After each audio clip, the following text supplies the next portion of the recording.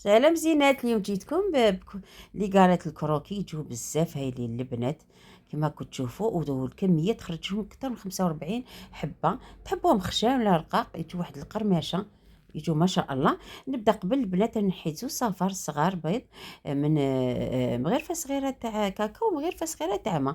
خلطت مليح وخليتها تجي في غيسيبيون. درت كيله بيض مع كيله سكر، قرصه ملح وشويه مبشور ليمون. خلطت مليح حتى داب، وزدت كيله الزيت.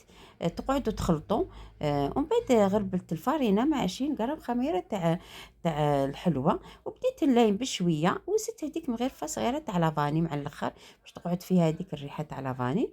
حليت العجينه تكون شويه طريه كما كنت تشوفوا. طبعتهم البنات كاملين، ومن بعد رحت دهنتهم بهذيك الصفار اللي درتو الكاكاو. والبنات زينتهم بالفرشيطه، دخلتهم في الفرن يطيبوا من تحت ومن الفوق بصحتكم.